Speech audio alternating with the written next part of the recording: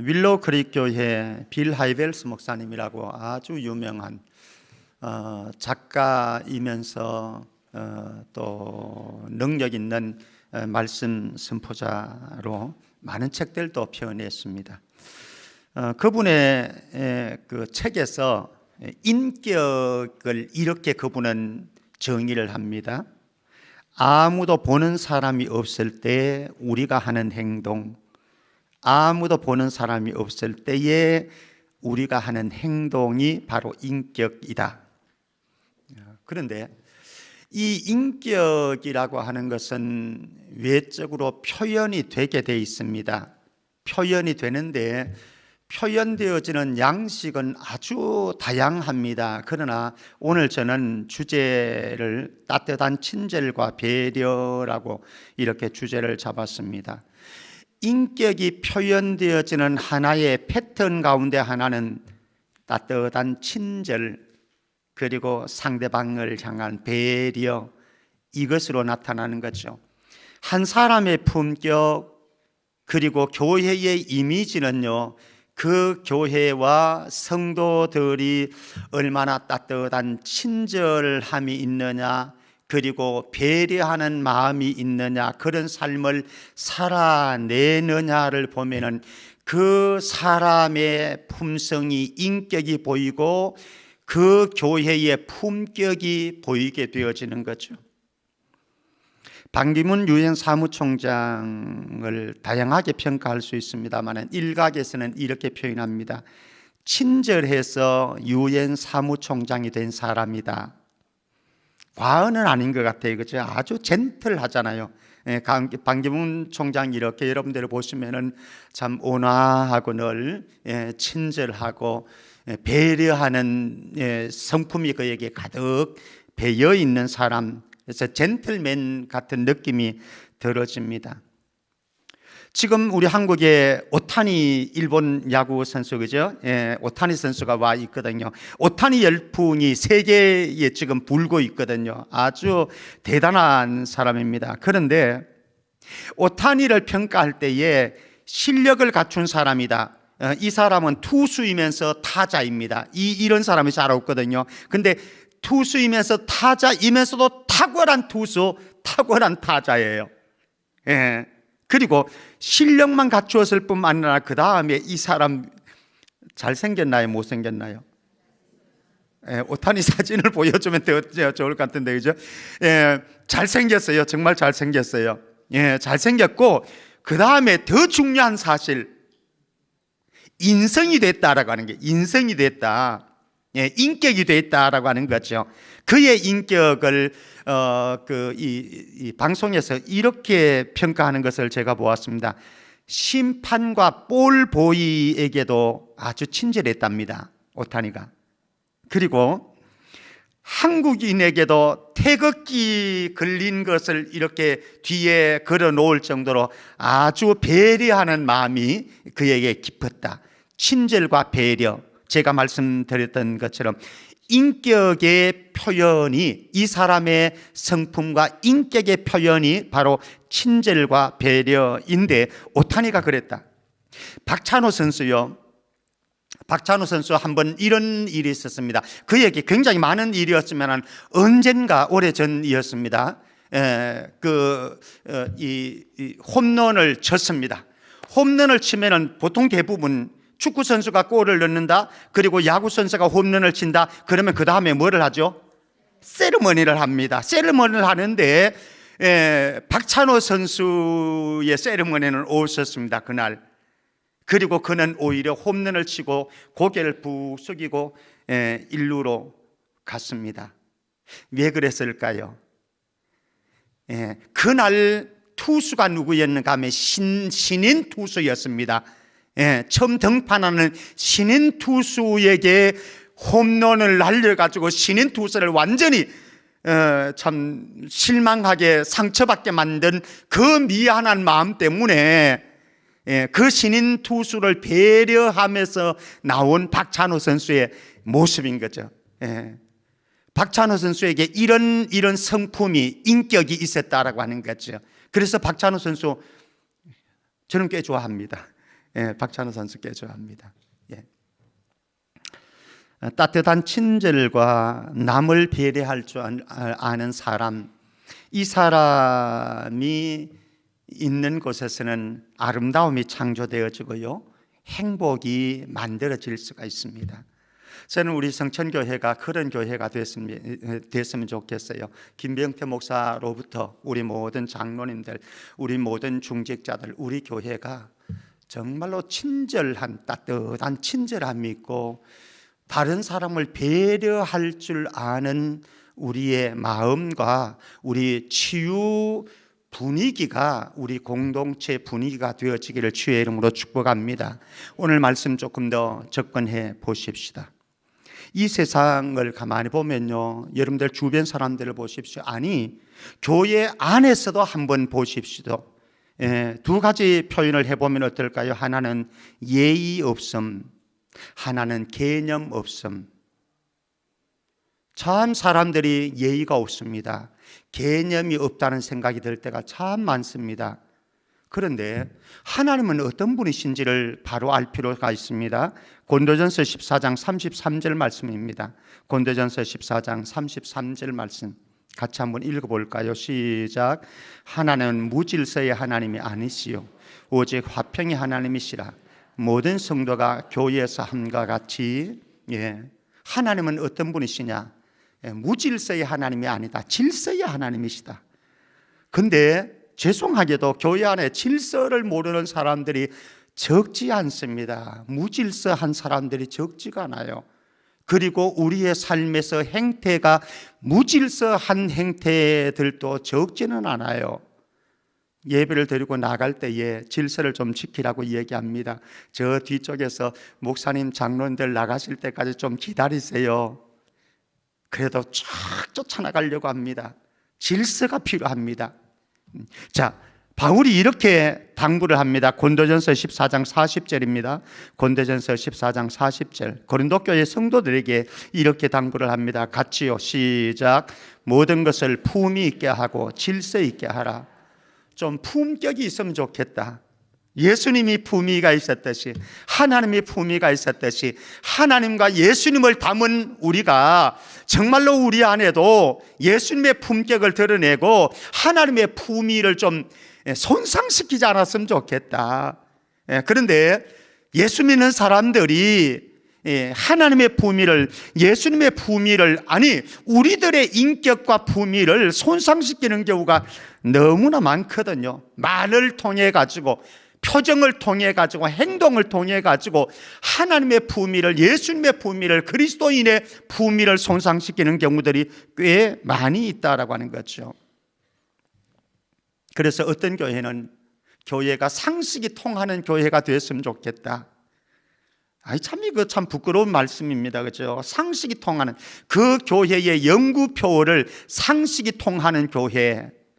이 말은 다른 표현을 한다면요, 교회 안에 상식적이지 않은 사람들이 너무 많다는 거예요. 그러면 우리는 금방 우리 옆 사람들을 쳐다봅니다. 정명숙 상식적이지 않은가? 이만미 상식적이지 않은가? 김순수까지는 안 갈게요.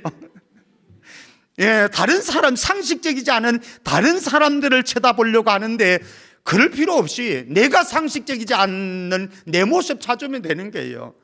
사실 그 목사님이 교회의 연구표를 상식이 통하는 교회라고 했을 때는 교회 안에 상식적인 것이 무너져 버렸다라고 하는 것이거든요.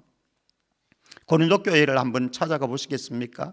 바울이 이렇게, 하나님은 무질서의 하나님이 아니고 화평의 하나님이고 너희들은 품위 있고 질서 있게 행해라 라고 이야기를 했지만, 고린도 교회의 모습 찾아가 보십시다. 고린도전서 11장 21절입니다. 고린도전서 11장 21절 같이 읽습니다. 시작.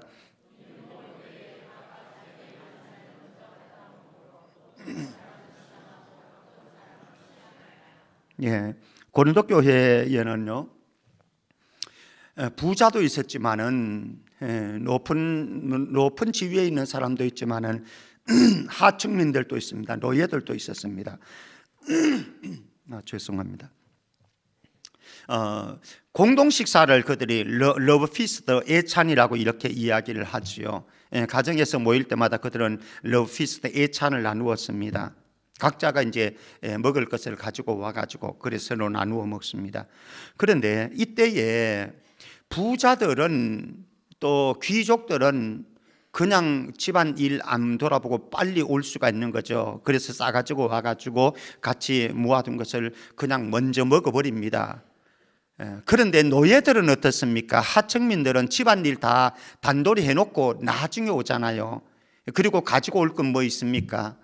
그래가지고 와서 보니까는 부자들이 배 터지라고 다 먹고 직원애끼리 먹을 게 없는 거예요.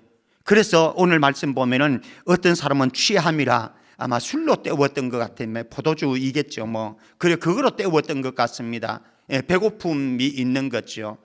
배려가 없었다라고 하는 겁니다. 그래서 바울은 이렇게 말씀을 합니다. 33절 34절 우리 같이 한번 보겠습니다. 시작. 그런즉 내 형제들아 먹으러 모일 때에 서로 기다리라. 만일 누구든지 시장하거든 집에서 먹을지니 이는 너희의 모임이 판단받는 모임이 되지 않게 하려 함이라.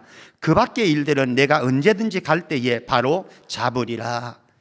속상했습니다. 바울이 교회 공동체를 고린도 교회 러브피스트라고 해가지고 애찬을 가지는 그런 사랑의 어떤 식탁을 나누는 그 자리에서 가난한 사람들, 노예들을 연약한 지체들을 오히려 불편하게 만드는 그런 공동 식사의 자리를 만들어버린 이 교회의 모습을 보면서 너희들이 왜 차라리 그럴 것 같으면 집에서 실컷 먹어라. 가지고 오지 말고 여기 와서 먹으려고 하지 말고 집에서 실컷 먹지 왜 왔느냐. 여기는 사랑의 찬 공동 식사의 자리인데 나가면서 속상해가지고 내가 다음에 가면 가만 안 둘 거다 이렇게 표현을 하고 있습니다. 그러면서 그 모임이 판단받는 모임이 되어버렸다 이렇게 말씀합니다. 죄송하지만은 세상이 그리스도인들을 이렇게 하잖아요. 여러분들을 안 가르쳤습니다. 저 위 공중을 가르쳤습니다. 제가 세상의 교회를 이렇게 하잖아요.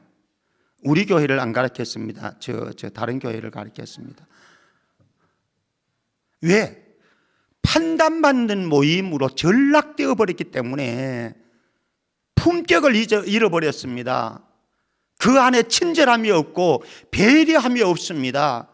그러니 세상 사람들이 봤을 때도 예수 믿는 거 별거 아니야, 교회 별거 아니야. 사실은 예수가 별거 아닌 게 아니고 교회 자체가 별거 아닌 것도 아니고 그 속에 몸담은 우리가 별거 아닌 게 그렇게 손상되어지니까 예수가 평화되어지고 교회가 평화되어지고 복음 자체가 진리가 평화되어지는 것 아니겠습니까? 우리는 친절을 말하고 배려를 말할 때에 먼저 점검해야 될 것이 있습니다. 무엇인가 하면요, 내가 누구인가, 우리의 신분을 점검해야 됩니다. 내가 누구인가, 내가 어떤 존재인가. 왜?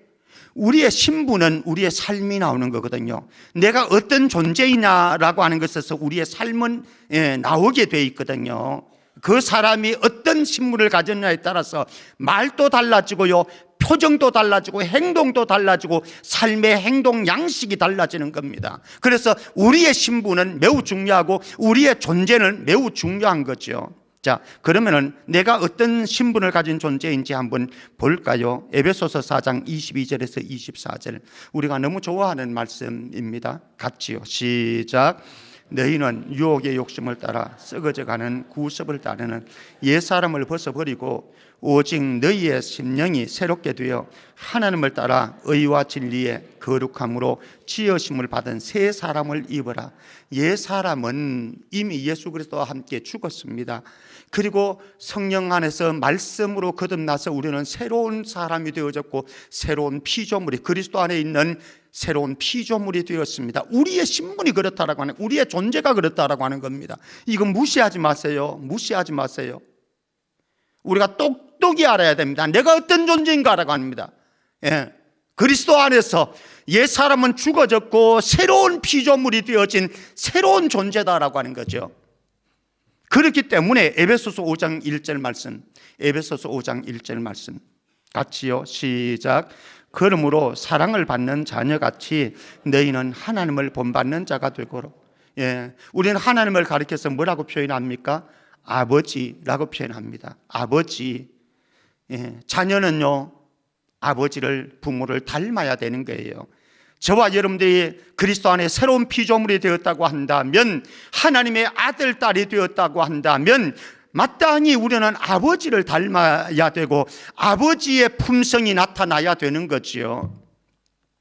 번저는 이런 말을 합니다. 마음이 착하고 친절한 사람이 가장 하나님을 닮은 사람이다. 다시 한번 읽어드릴까요? 마음이 착하고 친절한 사람이 가장 하나님을 닮은 사람이다. 왜 그렇습니까? 하나님은 착하고 선한 분이고 예수님은 착하고 선한 분이고 그리고 친절하신 분이셨거든요.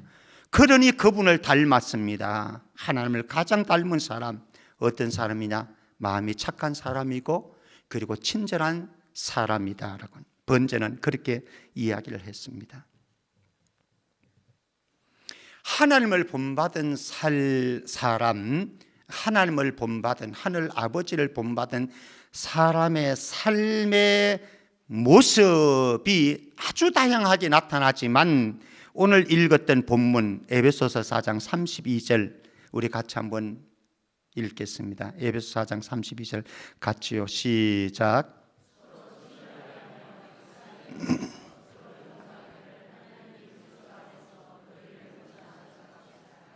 서로 친절하게 하며 불쌍히 여기며 서로 용서하기를 하나님이 그리스도 안에서 너희를 용서하심과 같이 하라. 다른 거는 제가 젖혀놓고 오늘 보려고 하는 주제는 서로 친절하게 하며 친절과 배려입니다. 하나님을 아버지로 둔 자, 그래서 하나님의 성품을 닮은 자는 삶 속에서 친절한 삶을 살아가더라라고 하는 거죠. 사랑하는 성도 여러분, 여러분들에게 질문 하나 해보겠습니다. 서로 개인적으로 본인에게 한번 그 질문을 받아보시면 좋겠습니다. 그리고 대답해 보시면 좋겠습니다. 저는 우리 아이들에게 그런 이야기를 가끔씩 합니다. 혜련아, 형규야, 세련아, 너희들은 아빠가 목사인 것이 큰 복이란다. 저는 그렇게 이야기합니다. 그리고 아이들도 맞다라고 동의를 합니다. 왜 그렇습니까? 제가 목사이기 때문에, 하나님의 사람이기 때문에, 그리고 한 사람의 성도이기 때문에, 그리스도인이기 때문에 집안에서 크게 고함 질러 본 적이 없습니다. 그리고 무례하게 우리 아이들이지만은요, 자녀들에게도 무례하게 한 적이 없습니다. 이것을 아이들도 인정을 합니다. 왜? 내가 하나님의 사람이기 때문에. 여러분들 자녀들에게 여러분들이 한번 이 질문을 할 수 있는 건지, 그리고 이 선언을 할 수 있는 건지 한번 생각을 해 보시기 바랍니다. 너희들은 아빠가, 엄마가 예수 믿는 사람이라고 하는 것이 큰 축복이란다. 아이고 부끄러워. 이러신 분들도 있겠지요. 아이고 부끄러워. 왜? 똑같은데 뭐 예수 안 믿는 사람하고 다른 게 별로 없는데 뭐. 그러니 그 이야기하기가 부끄러울 수도 있습니다. 돌이키십시다. 정말로 우리가 하나님을 닮은 사람이라고 한다면, 물론 우리 가운데 체질적으로, 성향적으로 친절하고 배려심이 있는 사람도 있고요, 체질적으로, 성향적으로 타고난 천성 속에서 좀 무뚝뚝하고 남을 배려하지 못하고 친절하지 못한 성향을 가진 사람도 있을 수는 있습니다. 그러나 여기에서 우리가 끝난다고 한다면 큰일 나는 거죠. 뭡니까? 비록 우리가 천성적으로 어떤 성향을 가졌든지 간에 우리는 적어도 그리스도 안에서 새로운 피조물이 되어진 존재이고, 그리고 예수님의 마음을 가진 존재이고, 그리고 하나님 아버지를 닮은 사람이기 때문에, 그런 존재이기 때문에 우리는 얼마든지 변화되어져야 되고 훈련으로 얼마든지 변화되어질 수 있는 존재이다라고 하는 거죠. 이거 잊어버리면 안 되는 거죠. 이거 포기하면 아무것도 아닌 거죠. 정말로 세상 사람들이 볼 때에 빛을 다 잃어버렸습니다. 소금의 맛을 다 잃어버렸습니다. 그러니까 버려져서 사람들에게 짓밟히는 것밖에는 아무것도 없습니다. 예수 믿는 사람들 뭐가 다르다고? 그들에게 품격이 있어? 우리의 믿지 않는 자녀들이 왜 믿지 않으려고 하는가? 교회를 안 다니려고 하는가? 부모의 책임이 있다라고 하는 겁니다. 우리가 그들에게 정말로 우리 안에 계신 예수님을 보여주지 못했기 때문에 그들이 그렇게 예수님을 발견하지 못하고 하나님을 발견하지 못한 것이다 라고도 이야기, 물론 다 단적으로 이야기할 수는 없습니다만은 그럴 수 있다라고 하는 겁니다. 사랑하는 성도 여러분, 저와 여러분들이 정말로 그리스도 안에 새로운 피조물이 되었다고 한다면, 우리 안에 예수님이 계시고 예수님의 마음을 가졌고 그리고 하나님 아버지를 닮아가는 존재라고 한다면, 우리의 삶 속에서, 여러분들의 가정생활에서부터, 부부의 삶에서부터 친절함과 배려함이 드러날 수 있기를, 날마다 변화되어지는 우리의 삶이 되어질 수 있기를 주의 이름으로 축복합니다. 친절과 배려하는 체질과 분위기, 우리는 사랑한다라고 하는 표현을 자주 합니다. 제가 늘 빠지지 않고 하는 인사, 다시 한번 사랑합니다, 축복합니다. 예, 저보고 할 필요 없어요. 옆에 사람하고 하라는 거예요. 다시 한번 시작. 자, 사랑합니다라고 했습니다, 인사. 자, 고린도전서 13장 5절 말씀 가봅니다. 여러분들의 민낯을 드러내고 싶습니다. 제가 13장 5절 같이요, 시작. 물에 행하지 아니하며 자기의 유익을 구하지 아니하며 성내지 아니하며 악한 것을 생각하지 아니하며. 사랑의 특성을 고린도전서 13장에서 말합니다. 근데 사랑은 무례히 행하지 않는다고 하네요. 말에 무례함이 없다고 합니다. 표정에 무례함이 없다고 합니다. 행동에 무례함이 없다고 합니다. 그 사람이 사랑의 사람이라. 근데 우리 사랑합니다, 축복합니다 했습니다. 사랑합니다, 축복합니다라고 인사해 놓고 왜 그렇게 우리의 모습에 무례함이 자꾸 나타납니까? 너무 무례해요. 하나님을 닮은 사람, 예수님의 마음을 가진 사람은요, 결코 무례해서는 안 되는 거죠. 우리 가만히 한번 생각을 해보십시다. 여러분들이 무례히 행할 때에 가까이 있는 사람에게 주로 무례한 말과 행동을 잘합니까? 별로 관심이 없고 아무런 상관이 없는 사람에게 그렇게 잘합니까? 가까이 있는 사람에게 그래요? 예, 민낯입니다. 우리의 민낯. 가까이 있는 사람에게 그렇게 하죠. 자, 윗사람에게 무례를 잘합니까? 아래 사람들에게 무례를 잘합니까?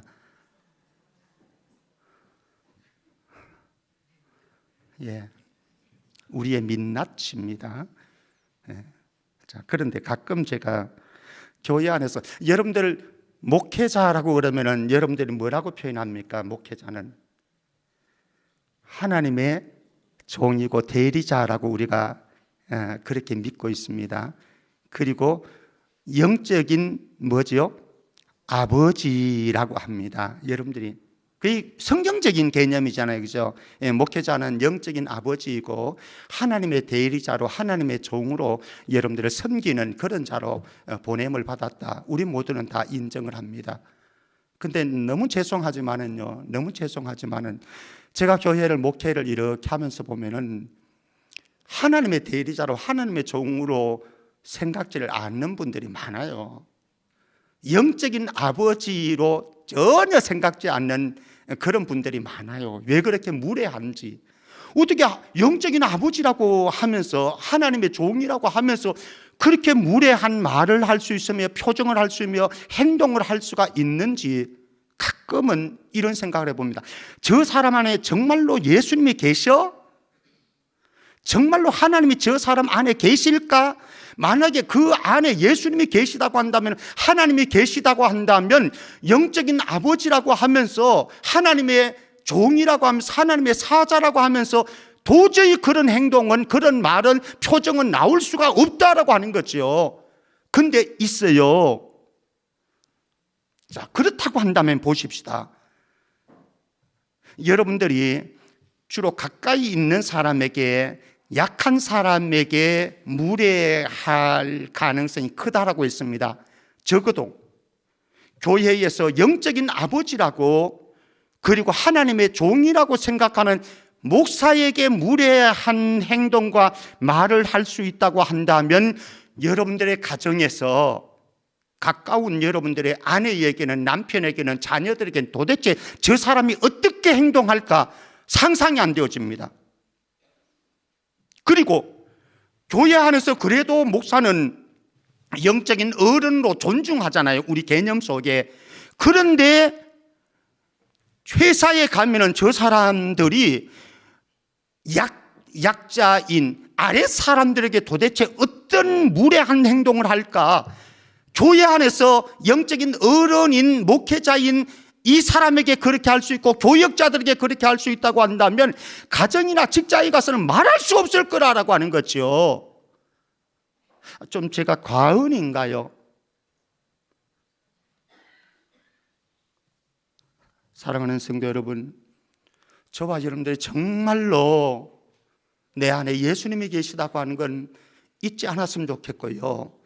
그래서 내 안에 예수님의 품성이, 성품이 우리의 사랑하는 가까운 남편에게, 아내에게, 우리의 자녀들에게 먼저 나타나고, 비록 우리의 아래 사람들, 제가 우리 아래 사람들이라고 동역자이지만은 우리 부목사님들이나 전도사님들에게 혹시 무례한 행동하는지 좀 캐내고 싶으면은 오늘 좀 이따 지민건 목사님 살짝 화장실로 불러가지고 한번 여쭤보세요. 우리 목사님 무례하게 행동하는 때가 많습니까? 예전에 제가 어떤 분이 그런 소문을 내더라고요. 제가 그 양이자매 사무원으로 있을 때에 제가 양이자매 핸드폰을 집어 던졌다고 그래요. 양이자매한테 핸드폰을 집어 던졌다고 그래요.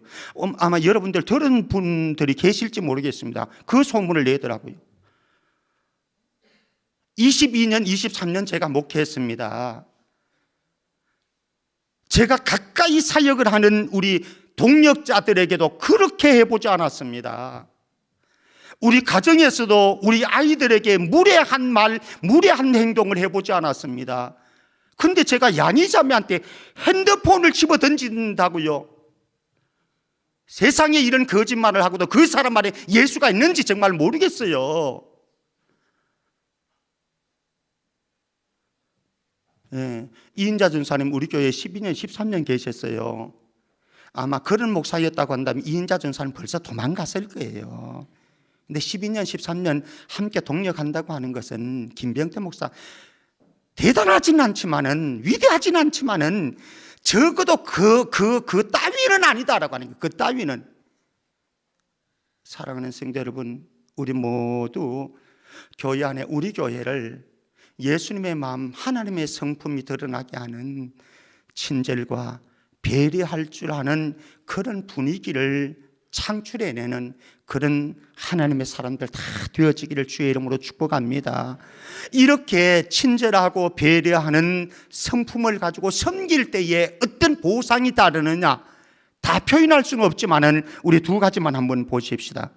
멜리데 섬의 보블리오라고 하는 분의 그 친절입니다. 사도행전 28장 7절입니다. 사도행전 28장 7절 같이요, 시작.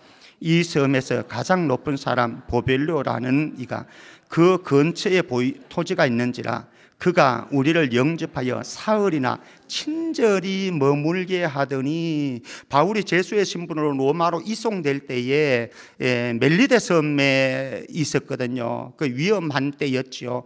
근데 그곳에 보볼리오라고 하는 아마 추장객이 되어지는 것 같습니다. 이 사람이 사흘 동안 친절히 머물게 했더라. 친절하게 섬겼죠. 그랬더니 이 보벨료의 아버지가 열병과 이질로 병들어 있었는데 그 병에서 치유를 받게 됐어요. 바울이 치료를 해줬지요. 물론 하나님의 능력입니다만은. 또 한 가지 사건으로 가보십시다. 열왕기하 4장 13절입니다. 수넴성의 귀부인의 모습입니다. 이름은 안 나와 있지만은 열왕기하 4장 13절 같이 한번 읽어보겠습니다. 시작. 엘리사가 자기 사환에게 이르되 너는 그에게 이르라. 내가 이같이 우리를 위하여 세심한 배려를 하는도다. 내가 너를 위하여 무엇을 하랴? 왕에게나 사령관에게 무슨 구할 것이 있느냐 하니 여인이 이르되 나는 내 백성 중에 거주하나이다 하니, 여기에 있는 수넴 여인 귀부인 엘리사를 위해서 세심한 배려를 했다. 아까 전에 보블리오는 친절하게 했습니다마는 여기에 세심한 배려를 해주었는데 방을 내주고요, 그리고 침상을 준비해주고요, 책상을 준비해주고 의자를 준비해주고 촛대를 준비해 주었다. 아주 상세하게 기록을 하고 있습니다.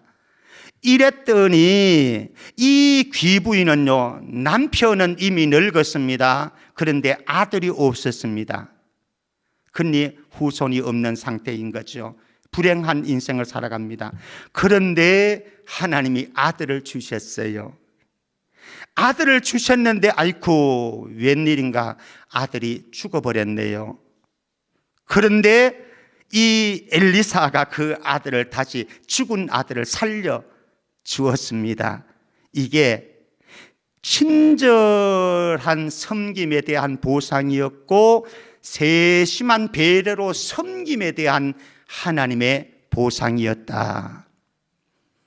저와 여러분들이 살아가는 동안 하나님의 마음을 가지고, 예수님의 마음을 가지고 이렇게 친절함으로 섬겨가고 세심한 배려를 가지고 섬겨갈 때에 하나님께서 우리에게 반드시 저는 보상해 주실 줄 믿습니다. 왜? 하나님이 살아계시다고 한다면 하나님의 마음에 맞는 사람에게 복을 안 주시면 안 되는 거잖아요. 그러니 반드시 하나님께서는 복을 주십니다.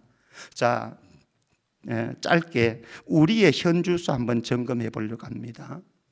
친절과 그리고 배려에 대한 부분입니다. 자, 우리 사람들이 싫어하는 사람 한번 제가 말해 볼게요. 뭐 다 말할 수는 없지만은 특별히 몇 가지 군을 한번 오늘 말씀과 연결시켜서, 혹시 여러분들 가운데 예의 없고 개념 없는 사람을 좋아할 분이 계십니까? 예의 없고 개념 없는 사람들. 답은 나왔죠? 무례하고 불친절한 사람이 너무너무 좋은 사람이 있습니까? 답은 나왔지요. 자기밖에 모르는 이기적이고 배려심이 없는 사람, 좋아하는 사람 혹시 있습니까? 하나도 없지요. 그러므로 우리는 친절한 삶을 살아야 되고 배려하는 삶을 살아야 된다. 왜? 다른 사람이 좋아하지 않기 때문에. 우리가 친절하지 못하고 배려할 줄 모르면 다른 사람이 좋아하지 않고 하나님도 좋아하지 않는 게예요. 그러니 불행한 인생 아니겠습니까? 인간의 죄성이 드러나는 영역이 참 많지만 그 가운데 완악한 마음과 완악한 태도, 그리고 자기중심적인 삶의 태도, 이게 인간이 죄성이 가득하다라고 하는 것이 가장 극명하게 드러나는 영역이거든요. 그런데 하나님은 어떤 분이십니까? 고아와 과부와 나그네를 친절히 돌보셨던 분이십니다.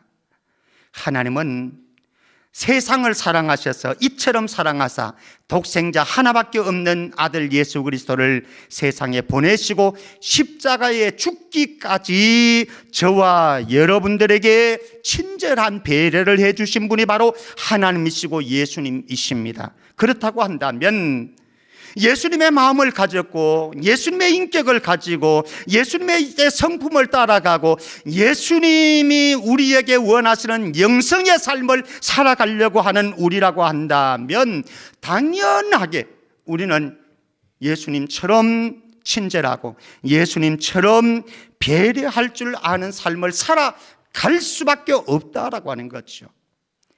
자, 사진 한번 보여주시겠습니까, 권 집사님?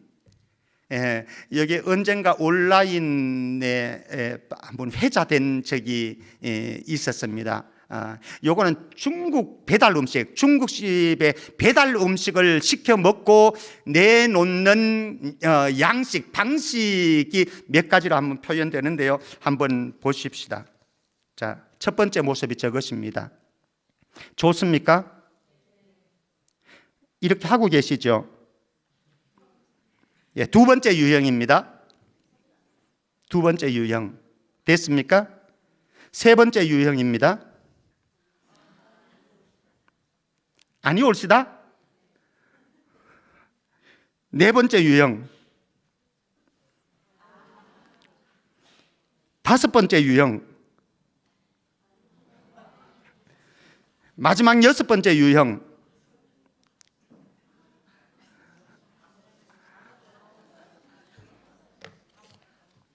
자, 질문하겠습니다. 어느 유형?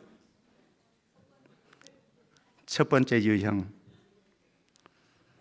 그 친절함과 배려심이 우리의 교회 생활 안에 드러날 수 있기를 바랍니다.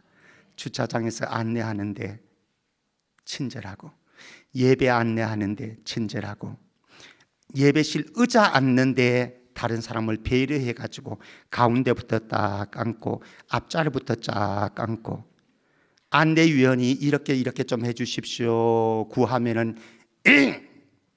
이렇게 하지 않고 순종해서 다른 사람을 배려해 줄 수 있는, 주차할 때도 내가 가장 편리한 방식으로 주차하지 아니하고 다른 사람을 배려해서 다른 사람이 편하게 주차할 수 있도록 해주고, 식당에서 음식을 드실 때에도 다른 사람, 좀 약자들, 몸 불편한 사람들을 배려해주고, 다양한 영역에서 우리 예수님의 마음을 가진 친절함과 배려가 우리 공동체를 아름답고 행복한 분위기로 만들고 여러분들 가정에 차원을 품격 있게 만드는 은혜가 있기를 주의 이름으로 축복합니다.